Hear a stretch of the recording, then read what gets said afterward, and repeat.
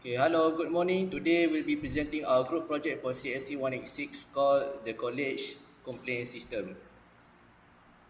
Okay, so first of all, we'll be introducing ourselves. My name is Muhammad Imran bin KHAIRUDDIN, My name is YUSUF bin ABDUL. My name is Daniel bin AZMAN. and then we shall continue with our project slides. Okay, okay, done. Just speak. First of all, we're going to talk about the project. Let's get. First of all, it's going to be about the system is designed to allow students and staff to lodge complaints about issues in their college. It uses OOP principle and handle data through arrays and text file storage without any complex database or libraries. Secondly, we're going to talk about the system feature. First of all, users log in using their full name and IC number, followed by the room and college details. This is also depend whether they are a student or a staff. The system asks for specific info like student ID or staff department. Secondly, the system loads categories and problems from external TXT file, so any admin or developer can update the system's option without touching the Java code. Thirdly, when the user selects a problem to report, the system calculates a priority percentage. Staff members receive a bonus of 20%, and the result is used to assign a priority like low, medium, high, or critical. Fourthly,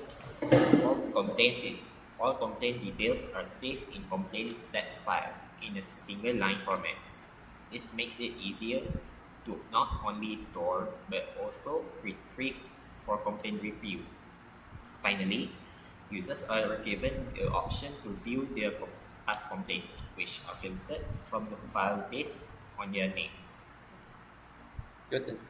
Okay, now we're going to move on to OOP structure and classes. So first of all, this is the class diagram overview for all classes and their components for our project. So of course, this system is built using project-oriented programming, therefore we'll be using a bunch of classes and OOP principle for this project to work. In total, there are 6 classes: user and its subclasses, student and staff, as well as complaint ticket, problem and date classes. The project has a main user class which holds common attributes like name, IC, college, and room. It also has 2 subclasses, which is student, which adds the student ID, course, and semester. Staff, which add the staff ID and department. We'll also use a problem class to store each problem's category, title, description, and base priority. The complaint ticket class handles the complaint logic, calculate the priority, and manages ticket info. A simple date class is used to store the date manually entered by the user. Each class uses getters, setters, group setters, and the toString method to keep the output clean. Okay, file handling. So the system uses 3 text files. The first one being the categories text.txt.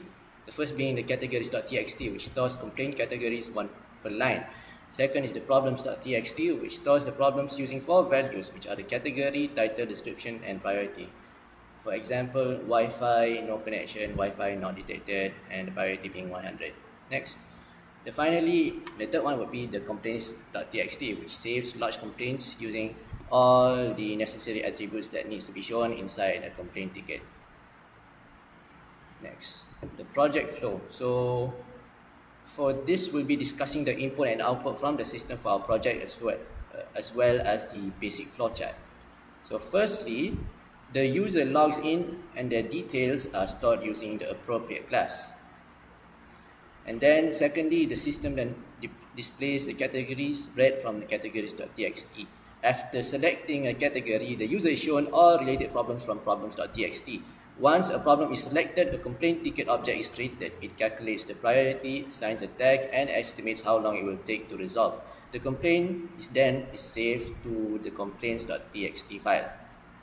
Here, I also want to highlight the difference that happens when you're either a student or staff. As said before, the staff gets a bonus of 20% priority, which you can see over here in the slide. Finally, the user is asked if they want to view past complaints or lodge another one. After that, the system terminates. Conclusion. So in conclusion, this system is a working example of how a basic complaint system can be made using clean OOP structure, file input output, and simple logic. Some ideas for improvement include automatically using current system date, using Java's inbuilt date library, allowing complaints to be deleted or edited, and finally adding sorting or filtering by date or category. That is all for our presentation. Thank you for listening. Assalamualaikum warahmatullahi wabarakatuh.